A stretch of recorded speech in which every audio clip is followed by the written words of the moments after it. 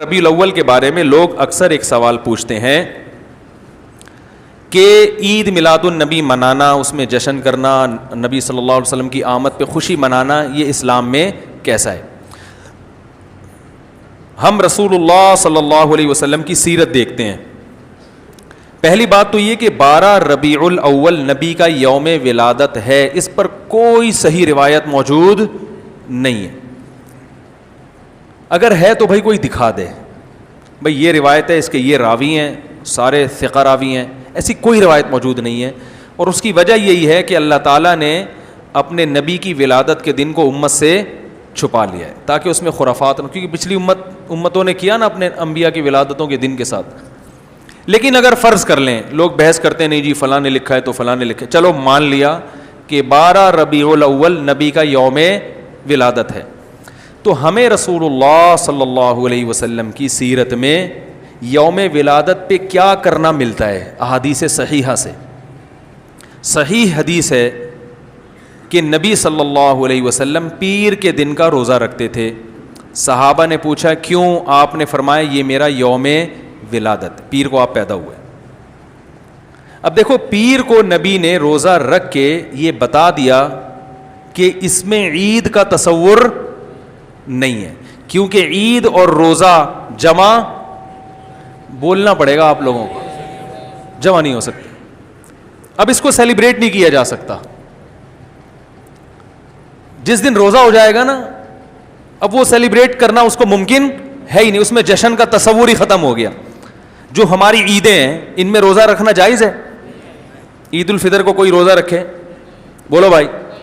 اگر جس دن روزہ رکھا وہ عید نہیں ہو سکتی، جو عید ہے وہ روزے کا دن. کیا خیال ہے؟ عید اور روزہ ایک دوسرے کے کیا ہیں؟ اپوزٹ. کیونکہ عید ایک خوشی کا دن ہے اور اس کو سیلیبریٹ کرنا ہے، تو سیلیبریٹ جو کیا جاتا ہے کھا پی کے کیا جاتا ہے یا بھوکا رہ کے کیا جاتا ہے؟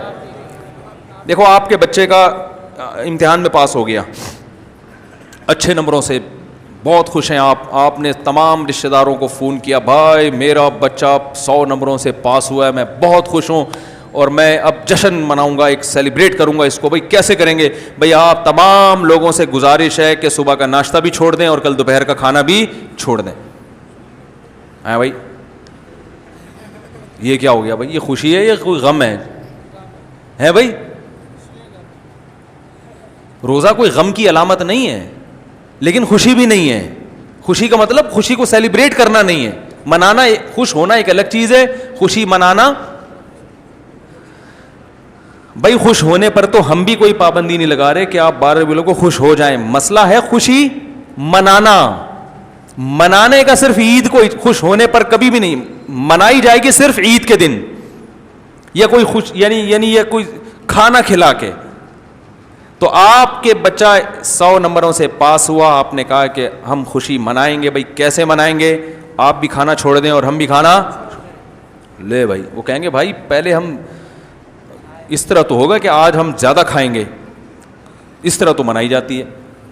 تو یہ بات سمجھ میں آ گئی. دوسری بات، دوسری دلیل، جمعے کا دن بھی چھوٹی عید ہے نا، اس کو بھی عید کہا گیا ہے روایتوں میں.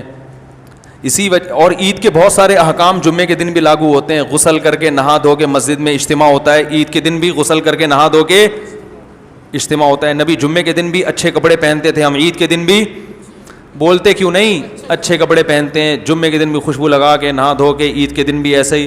اور حدیث میں جمعے کے دن کو بھی روزے کے ساتھ خاص کرنے سے منع کیا گیا ہے. لا تختصوا لیلۃ الجمعۃ بصلاۃ ولا یوم الجمعۃ بصوم. حدیث میں آتا ہے جمعے کی جو رات ہے اس کو عبادت کے ساتھ خاص مت کرو، اور جمعے کے دن کو روزے کے ساتھ خاص مت. جمعے کو روزہ رکھنا کوئی اضافی فضیلت نہیں ہے. ویسے جائز ہے روزہ رکھنا کہ آپ کی چھٹی جمعے کو ہوتی ہے اس لیے رکھ لیا، تو ایک الگ بات ہے. لیکن اس کو خاص فضیلت دے کے رکھنا تو یہ مکمل عید تو نہیں ہے. اس میں عید کا لک بہرحال بولو بھائی ہے. خطبہ بھی ہے، جیسے عیدین میں خطبہ بھی ہوتا ہے، 2 رکعتیں ہیں، عیدین میں بھی 2 رکعت، تو لک ہے اس میں. اب ذرا ٹیکنیکل پوائنٹ کو سمجھیے گا آپ لوگ. یہودی سب سے پرانی قوم ہے، ان کے لیے جو مقدس دن تھا وہ کون سا تھا؟ ہفتہ، اور وہی ان کی چھوٹی عید تھا. سمجھ رہے ہیں نا؟ اسی میں وہ اجتماع کرتے تھے. عیسائی اس کے بعد آئے, ان کے لیے کون سا ہوا؟ اتوار کو, جو ہفتے کے بعد ہے. مسلمان ان کے بھی بعد آئے, تو ہمارے لیے کون سا ہونا چاہیے تھا؟ پیر. اور یہ یوم ولادت بھی تھا, تو اس کو تو زیادہ فضیلت ہونی چاہیے تھی نا بھائی, عقلی لحاظ سے بھی اور جو حکمت ہے اس کے لحاظ سے بھی. عقلی لحاظ سے اس لیے کہ وہ پہلے تھے تو ہفتہ, پھر اس کے بعد اتوار, تو اب ہمارے لیے پیر. اور اس لیے بھی کہ نبی کا یوم ولادت ہے, تو یہ بطریق اولا پیر کے دن کو فضیلت ملنی چاہیے تھی, کیونکہ وہ نبی کا یوم ولادت ہے. لیکن چونکہ اس میں عید کا کانسیپٹ ہے نا, اس لیے پیر کا نہیں ہوا, بلکہ ریورس کر کے کہاں لے گئے؟ جمعے کی طرف. تو پیر کے دن یا نبی کے یوم ولادت سے عید کا کانسیپٹ اسلام نے کھرچ کے نکال دیا ہے کہ اس میں عید کا کانسیپٹ ہو ہی نہیں سکتا, اپوزٹ ہے اس کا, روزہ ہے. بات آ رہی ہے سمجھ میں؟ تو اس لیے 12 ربیع الاول اگر نبی کا یوم ولادت ہے بھی, تو بہت کچھ بھی اگر کرنا ہے تو روزہ رکھنا, ہم تو اس کے بھی قائل نہیں ہیں روزے رکھنے کے, کیونکہ نبی نے پیر کا رکھا ہے, 12 ربیع الاول کا نہیں رکھا. لیکن اگر آپ کو کھینچ تان کے کچھ نہ کچھ ثابت کرنا ہی ہے, تو آپ اس دن کو روزے کا تو قرار دے سکتے ہیں. آپ اس دن کو سیلیبریٹ کرنا یا عید قرار دینا آپ کے لیے ممکن, قرآن و سنت نبی کی تعلیمات کے مطابق عید کا دن قرار دینا ممکن نہیں ہے, آپ ممکن نہیں ہے. دوسری بات, ابھی بات مکمل نہیں ہوئی ہے, ایک پوائنٹ اور رہ گیا. اسلام میں عیدیں صبح کے وقت ہوتی ہیں, رات کو عیدیں غیر مسلموں کی ہوتی ہیں. کرسمس زیادہ جوش و خروش سے کم منایا جاتا ہے رات کو, کیونکہ اس میں ڈھول ڈھمکے ہوتے ہیں, لائٹنگ ہوتی ہے. لائٹنگ رات کو جچتی ہے, دن میں لائٹنگ بولو بھائی نہیں. جبکہ اسلام کے جو تہوار ہیں وہ کب ہوتے ہیں؟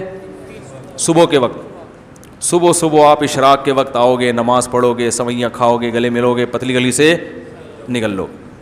عید الاضحیٰ میں بھی صبح آؤ گے, نماز پڑھو گے, قربانی کرو گے, گوشت کھاؤ گے, ٹھیک ہے نا. یہ سب کام تبھی فقہاء نے لکھا ہے کہ مغرب کی نماز کے بعد جانور کو قربان کرنا مکروہ ہے, جائز ہے مگر مکروہ, کیونکہ شاعر اسلام میں سے دن میں ہوگا. یہ رات کو شریعت نے اس لیے نہیں رکھا کہ رات کا وقت نا گناہوں کی طرف لے جاتا ہے. جب خوشی منائی جاتی ہے تو رات کو انسان ٹریک سے ہٹنے کا خطرہ زیادہ ہوتا ہے. جبکہ 12 ربیع الاول کو جو عید منائی جاتی ہے وہ دن میں زیادہ منائی جاتی ہے یا رات کو؟